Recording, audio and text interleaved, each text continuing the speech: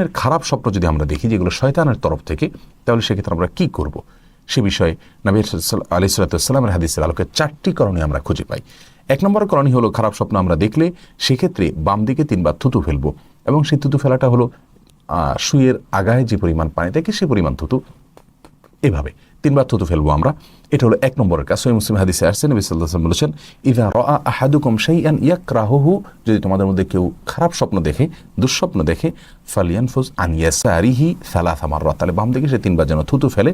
ওয়ালিয়াতাআওয়াজ বিল্লাহি মিন শাররিহা, আর দ্বিতীয় কাজ হলো সেই শয়তানের প্রবঞ্চনা থেকে, তার কষ্ট দেওয়া থেকে আল্লাহর কাছে আশ্রয় চাইবে, আউযু বিল্লাহি মিনাশ শাইতানির রাজিম বলবেন। এটা হলো 2 নম্বরের কাজ। এই 2টা কাজ যদি করা হয়, নবী সাল্লাল্লাহু আলাইহি ওয়াসাল্লাম বলেছেন ফাইন্নাহা লান তাদুররুহু, তাহলে সেক্ষেত্রে এই 2টা কাজ করলে শয়তান তার কোনো ক্ষতি করতে পারবে না। মুসলিমের আরেক বর্ণনায় আসছে 3য় এবং 4র্থ নম্বর আমল, আর সেটা হলো নবী আলাইহিস সালাতু ওয়াস সালাম বলেছেন, ফাইন রাআ আহাদুকুম মা ইয়াকরাহু, তোমাদের মধ্যে কেউ যদি এমন কোনো স্বপ্ন দেখে তার কষ্ট লাগছে বা দুঃস্বপ্ন তিনি মনে করছেন, পেরেশান হচ্ছেন, তাহলে ফালিয়াকুম ফালিয়ুসাল্লি, দাঁড়িয়ে তিনি যেন সালাত আদায় করেন। 3 নম্বর আমল আমরা পেয়ে গেলাম যে দাঁড়িয়ে তিনি সালাত আদায় করবেন, 2 রাকাত সালাত হতে পারে, তিনি আদায় করবেন। আর 4 নম্বর আমল হলো ওয়ালা ইউহাদ্দিস বিহিন নাস, আর সেই স্বপ্নের কথা মানুষকে বলে বেড়াবেন না, কাউকে বলতে যাবেন না, এটা নিজের মধ্যে রাখবেন, 2 রাকাত সালাত আদায় করবেন।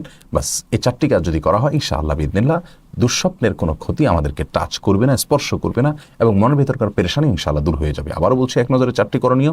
1 নম্বর করণীয় হলো বাম দিকে 3 বার থুতু ফেলবো, 2য় করণীয় হলো আউযু বিল্লাহি মিনাশ শাইতানির রাজিম পড়বো, 3য় করণীয় হলো সম্ভব হলে ওই স্বপ্ন দেখার পর যখন জাগবো আমরা সালাত আদায় করবো, 2 রাকাত সালাত আদায় করতে পারি, অথবা বেশি করতে পারি, কমপক্ষে 2 রাকাত সালাত আদায় করবো ইনশাআল্লাহ, যে কোনো সূরা দিয়ে সাধারণভাবে।